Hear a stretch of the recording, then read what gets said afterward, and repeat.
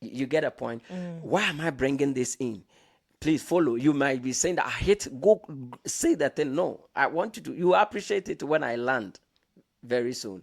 So you realize that the energy that you was using to preach, I was using the same thing. So if you came there and you saw me interpreting, you would like, these two guys are all pastors. Because I'm preaching, but I'm preaching in tree. He's doing in English, I'm doing tree. And the energy. So if he was charismatic, I was charismatic. You get a point? If the energy was great and he was hitting hard and you love the way he was, his moves and all that, I was doing the same thing. doing the same thing. Which is not normal. Like you can go, you like when you go to other churches and people are interpreting, sometimes like other interpreter, is he hungry? Does he want, or does she want to sleep? Right. It's like, the vibe is not there. Right. I don't feel him. Because someone says he's not a preacher. But if you see the way I'm interpreting, it's like, the guy too is a preacher. So if you came in and I interpreted, you can easily say that I see the call of God upon your life. So at a point, I didn't want to trust that any longer. Right. Because it's obvious. Almost every prophet that will come around will easily say Will that say God has that. called me. Right. But there was a point where it became serious because I was selling in a shop. And I had 3 strong prophecies in the shop from people. Okay. They came in to buy. And they didn't come in a pastoral coat or whatever. Right. One of them, he was selling cheap. We called him to come. He had even passed. And we called him in to buy Tigo chip from him. This is as far back as maybe 2013. Okay. And we called him to buy a chip, Tigo chip. The guy came. He was unpacking it. He ended up prophesying to me and my brother. And so he was hitting things that I could tell that, what this guy is saying, I love what he's saying. I know him from nowhere. He's Tigo chip seller. You know, those people. He went. Another time, we were closing, so we were packing our things. Then this man, he was walking up and down. Then he entered. Not that he wanted to speak to me, but he didn't know how to say it. So he started by saying, I want to buy how this, and he started telling me. And I was like, okay. And he finished and said, I didn't know why I even came here. I don't know, maybe that's why. Then there was another person like that. And after talking and talking and talking, said, I don't know, I think I'm not buying anything. Maybe that's why. Because when they finish, they don't know what to do any longer. Wow. Then they will leave. Wow.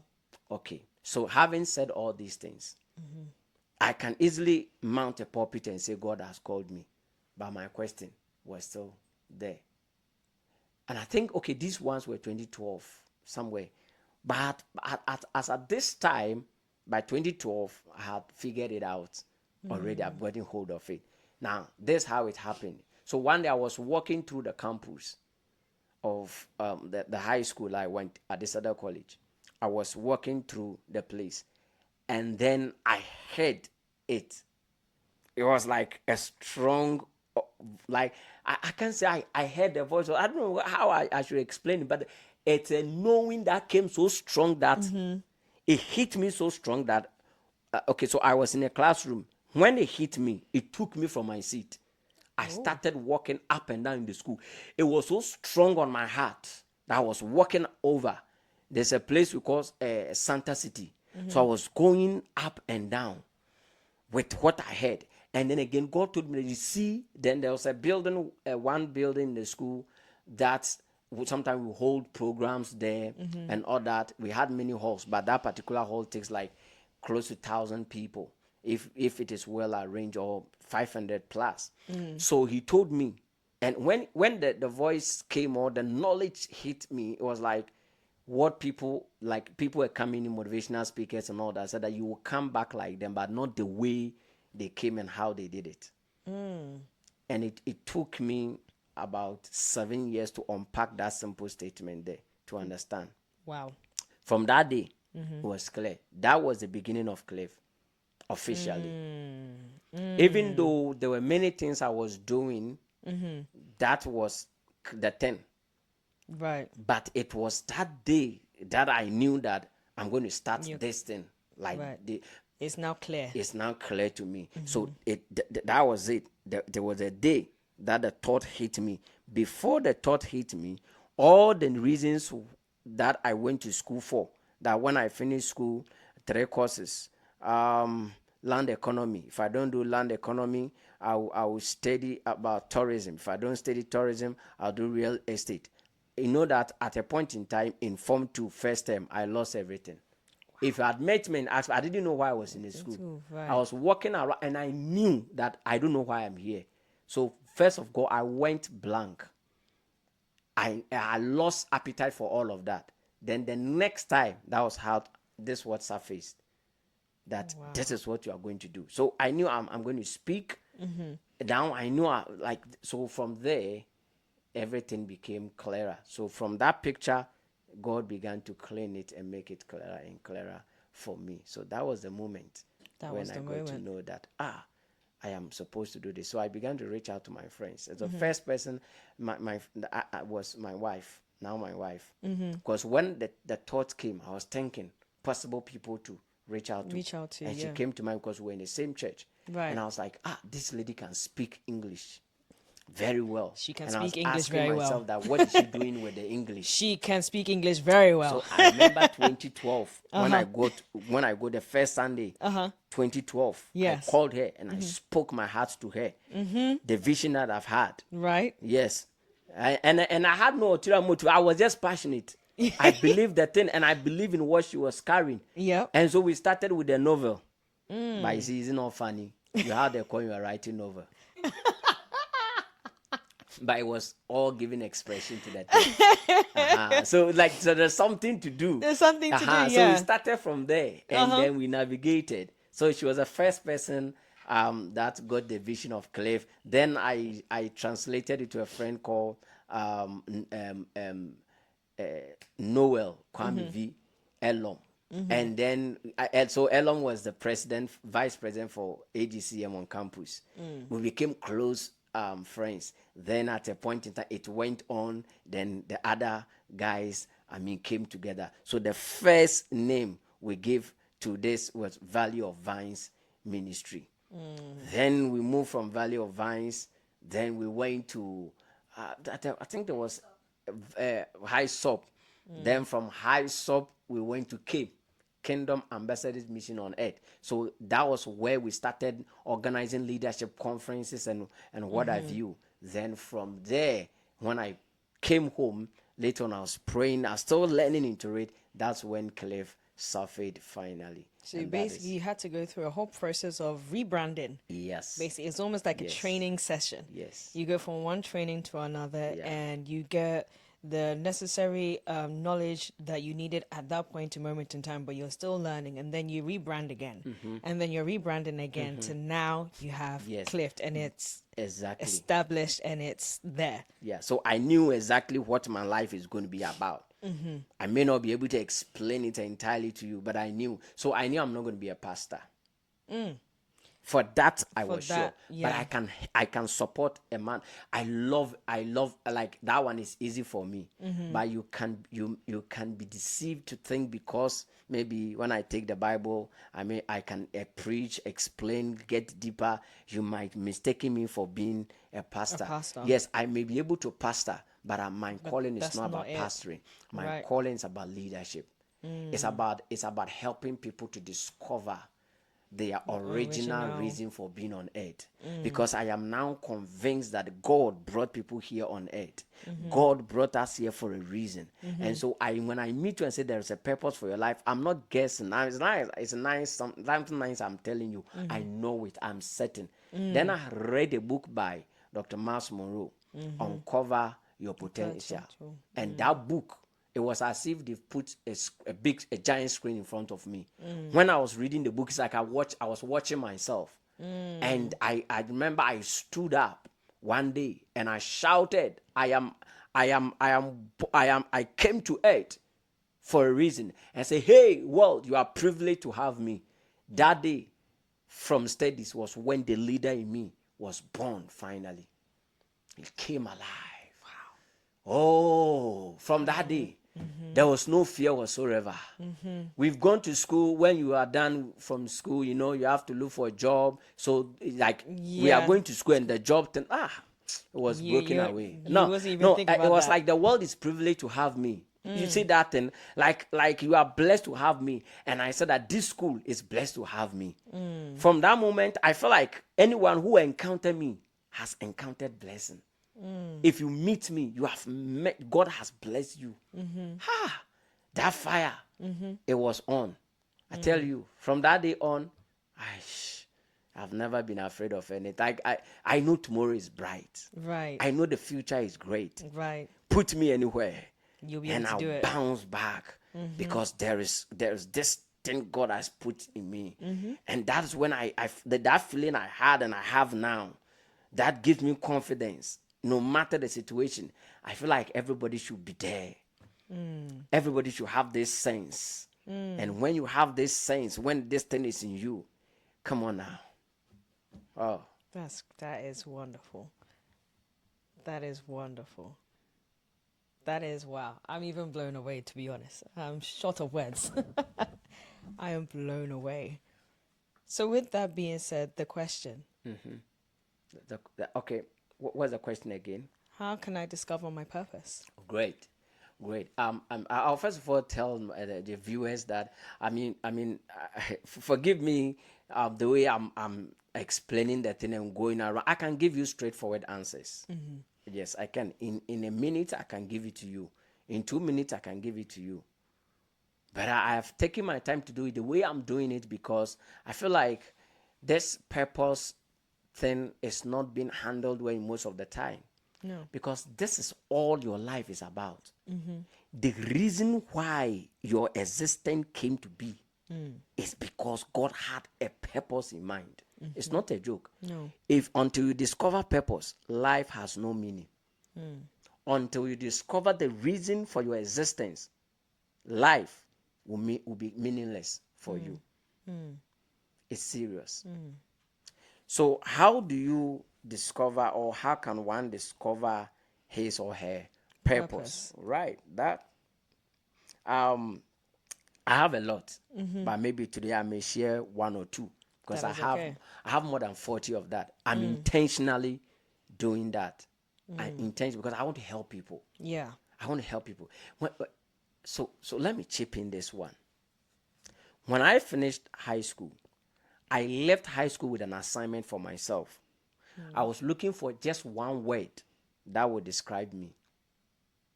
Did you find it? I found it. I found it, and I found it in a shop Okay. when I was selling. 2013. So that idea came when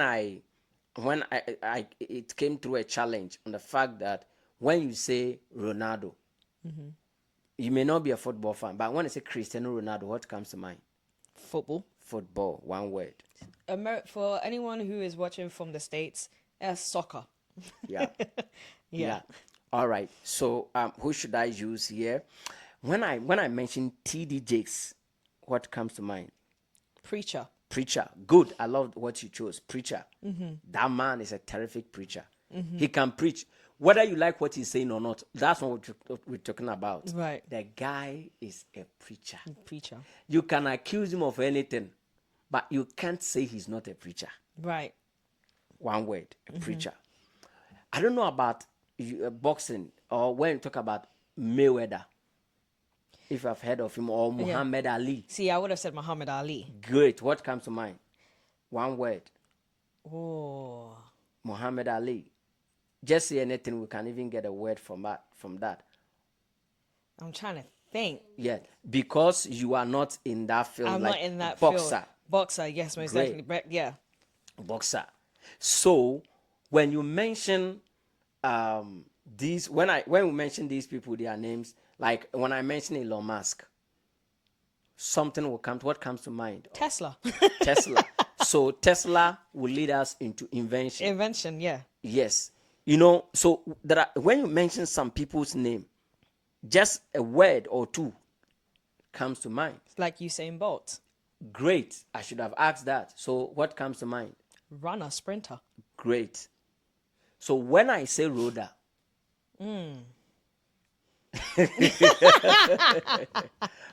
what comes to mind? So that was it. Helper. So when I say Joel, what should come to people's mind? So I had an assignment of looking for one word that would describe me. So I went on a search.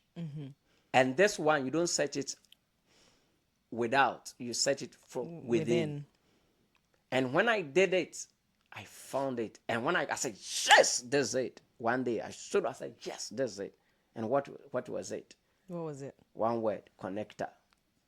Okay, connector. And when I say connector, you can also say transformer.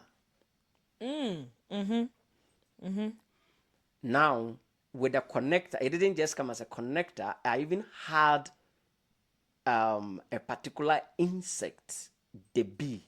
In primary, in the basic definition, like in the basic science rather, we learn about how flowers, yes, the pollination and all that. Yeah. And then we learn about the agent of pollination. Yep. And one of the agents of pollination Is the bee. Is the bee. Yeah. Now, what is the work of the bee? So that's what is a transfer of pollen grain from the anther to the stigma Yep. of the same flower flower. or another flower of the same species. Species, yeah. And bee is an agent. So the bee takes from one flower to another. For the flower to flourish or for the flower to come. Now, for me, when I discovered, I'm a connector. My job is to connect people's ability to their mentality for productivity. Oh, okay. Connecting your ability to your mentality for productivity. That's my job. You can't be around me for a long time without not sensing you, without not feeling you, without not being blown into yourself. It's impossible. That I can agree to. It's impossible. Yes. If you're around me, I'll be into you. It's natural. It comes. It's in you. That is me. So Yes. anyone who has been with me can testify that if I go around this guy, I feel inspired. I feel energized. Yes. He's always telling me something about me. He makes me feel wow, like, hey, that is me. And even if my sense of value is low, it will begin to shoot up. That is me, a connector. I'm a bee. That's a job I do. I don't create flowers, but I have flowers to blossom, to do well, to produce. That is me. That's my job. I love it. Oh, I love it. So that is it. So from what I've described right now, it gives you one of the ways to discover your calling. If you sit down and think through it well, you discover it. What makes you feel Passionate. Yes. I was not even going to say that, but you can pick that one out easily. What brings you alive? You see how passionate I've become right now? Yes. I love what you are doing. I can talk like this the whole day. When I get plugged into things like this, I don't feel hungry. You never. Time means nothing to me. What brings you alive? What makes you fall in love with yourself? What is it? So one way to discover your purpose and calling is to discover your passion. What you are so passionate about. It's not about like I love watching movie. Okay. Yeah. So somebody will come and say that. But when you say what people are passionate about, I'm passionate about watching movie. Okay. But let me push it further even on that. What if you are not just to watch the movie, but the movie you are watching, you are to watch and see the sequences, the pattern, everything, so you become a film writer or a film producer. So if you are all about movies and stuff, don't just look at you watching and wasting time. What are you learning from it? So that should translate into something bigger. You get a point? I get it. Yeah. I get it. Yeah. All right. So let me just, I have a lot here, so let me share from my note. I Yeah. don't like using my note, but today I have to use it. No, use it. So we've mentioned, like, from what we just spoke about, we've spoken about passion. Your passion will definitely bring you alive. Yes. And then what are things that you think you can offer easily? Second nature Things to that you. you can easily, like, it's within you, it's in your inventory. Second nature. Yes. That thing that is just within you. Nobody taught you in school, it's in there. It's like a woman who has given birth.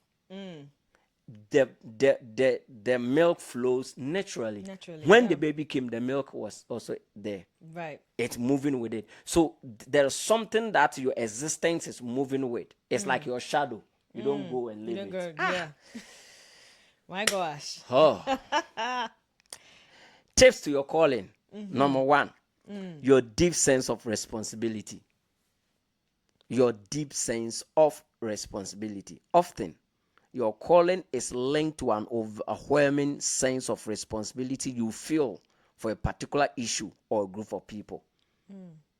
Like, you see a situation, nobody has invited you in there, but you feel called to the thing.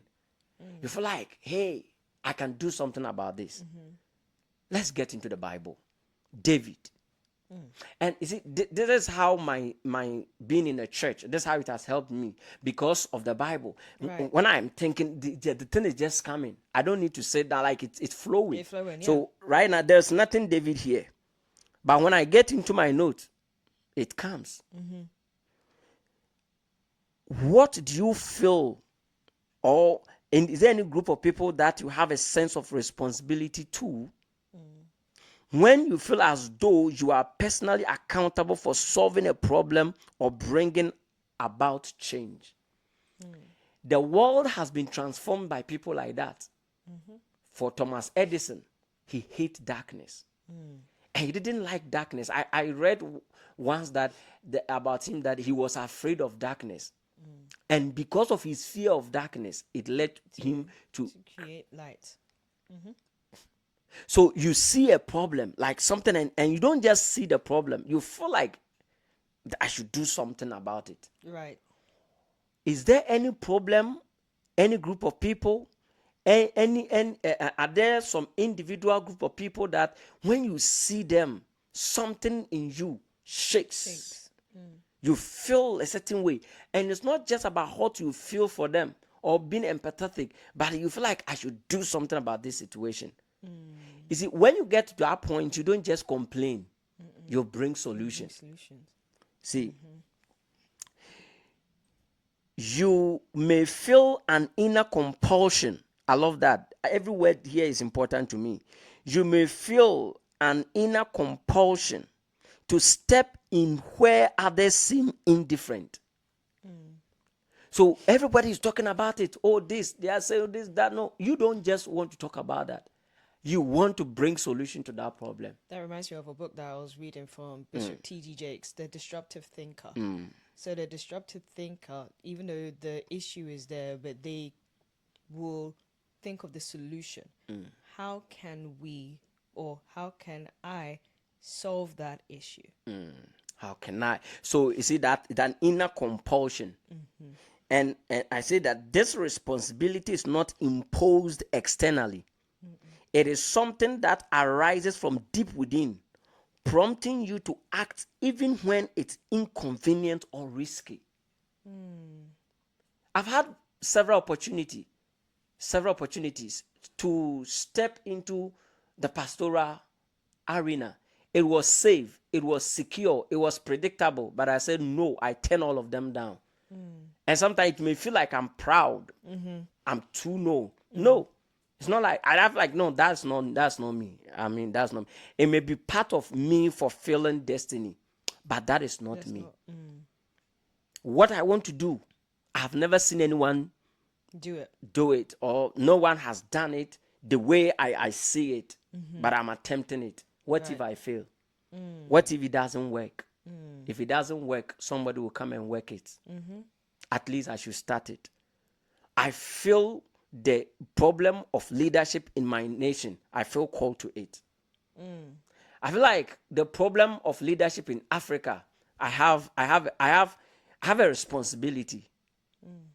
I'm not just going to talk about leadership deficit in the nation. I feel like, what should we do? What should we do? I am born for that. That's why I have established a leadership organization. Clave is a leadership organization. So I have a deep sense of responsibility to the leadership crisis in my nation and on my continent and other parts of the world. So I at a point I was tired with people saying our political leaders are this. I said everybody can complain, but few people can bring solution. Very true. So I am not going to complain any longer. Complaints won't change anything. It's not going to change anything. What can I do to bring to solution? bring the solution? That is what. So all my life, I've been working tirelessly, studying tirelessly. There has never been a day. It used to be days, a week. Then it will come. It started with maybe before the whole thing began. It will be like a year. A year will pass by, 2 years. Then something will shake up in you. Then when the thing came up, so a month, some months will go by and the thing will come. You know, you feel that thing. No. Then we move past that to a point where now, like almost every month, I'm conscious about it. Then I go to a point where every week now is my life. There has never the 1 hour will not pass without me thinking about. I live in the consciousness of it, and I'm working so hard, investing into ways to bring solution to the leadership crisis in my nation. Number 2,